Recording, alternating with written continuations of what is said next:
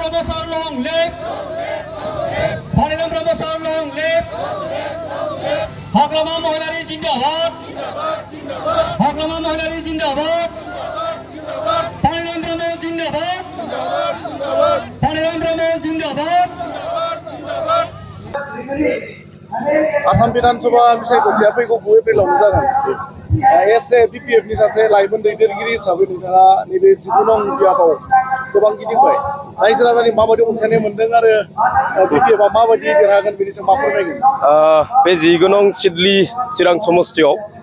टटेल 2,19,000 सामथिं भट दं तो बेनि गेजेराव मोनब्रै जे बिटिसि कन्स्टिट्युएन्सि बे मोनब्रैबो कन्स्टिट्युएन्सियाव जरदार हिसाबै जोंनि केम्पिंआ सोलिगासिनो दं आरो जाबादि रायजो राजानि माने मा होनगोन बेखौ जे आवगायबोनाय बिपिएफखौ मोजां मोननाय जे अनसायनाय बियो थांनाय समनिख्रुइ एबार बारासिन जादों मोनफ्रोमबो गामियाव जोंनि भटार्सआ जुदि 100 जननि गेजेराव जुदि 40 जन दंमोनब्ला बहाय 60 जन जादों बबेबा जुदि 60 जन दंमोनब्ला बहाय जोंना 80 जन जादों आरो बबेबा गामिफोराव गामि नाङैनो बिपिएफ जाजोबनायबो जों मोननो हादों तो बेखौ नायोबा जोंहा जेखिनि सिडली चिरां समस्ति बे देरहानायाथ' पुरा क्लियारखासै बाय जेबो डाउट गैला किन्तु जोंनि टारगेटआ जाहैबाय जोङो नांगौनि बारा देरहानानै जाहाथे जोङो बांसिन भट मोननानै जों जाहाथे मन्थ्रि मोननायाव गोरलै जायो बेखौनो जोङो थांखिनानै दा गामि गामि हाबबाय थादों आरो गामि गामि रायजो राजाफोरजों जेसेबां जोङो मोनफ्रोमबो जाथि जनगोष्ठीजों रायज्लायदों बे जाथि जनगोष्ठीफोरनि जे मोनसे अनसायनाय बिपिएफ आरो बिपिएफखौ अनसायनायखौ आगोलनिख्रुइ जथेस्थ बांनायखौ जों नुनो मोनदों इउपिपिएलनि माखासे दैदेनगिरिफोरा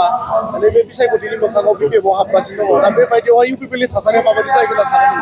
जोङो मस्ट वेलकाम खालामदों माखासे सोरखौबा जोंनि प्राइमारि लेभेलाव ब्लक लेभेलाव बा डिस्ट्रिक्ट लेभेलाव बिथांमोनखौ लाबोनो मोना होननायसो जादों दिनैनि समाव उल्थासो जादों आगोलाव जयनिंनि थाखाय नागिरनाय जायोमोन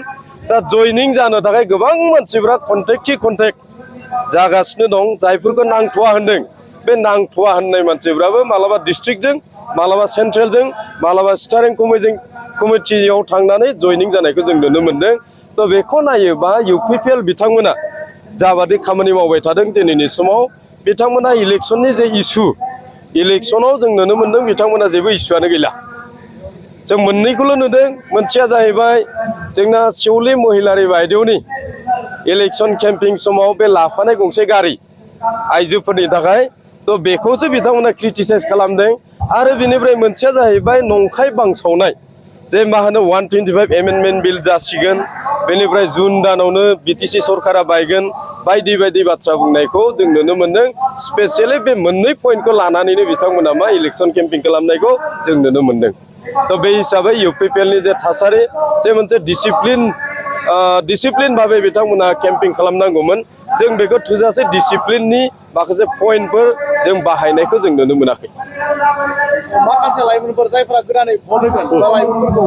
बिसायख'थियाव मानो बाहागो लानांगौ होननानै सानोबा बिथांमोनखौ मा खावलायहरनो सानो लाइमोनफोरा जाहैबाय दिनै जाय लाइमोन बेनो गाबोन सम्पदनि हादरगिरि दा ओंखायनो लाइमोनफोरनि गुबै टारगेटआ जाहैबाय सोलोंथाइजों लोगोसे जोंहा मोजां मोनसे राजखान्थियारि बिथिंखौ सोरजिनानै लानाय जाय राजखान्थियारि जाय जोंनि आफाद ना पलिटिकेल पार्टी जाय पलिटिकेल पार्टिया जोंनि रायजो राजानि थाखाय मोजां मावगोन जाय पलिटिकेल पार्टिया जोंनि स्टुडेन्टफोरनि थाखाय हेल्थनि थाखाय डेभेलपमेन्टनि थाखाय खामानि मावगोन बे पलिटिकेल पार्टिफोरखौ जाहाथे जोंनि स्टुडेन्ट जोंनि लाइमोनफोरा जाहाथे बिजिरनानै बजबनानै लायो आं बेखौनो खावलायगोन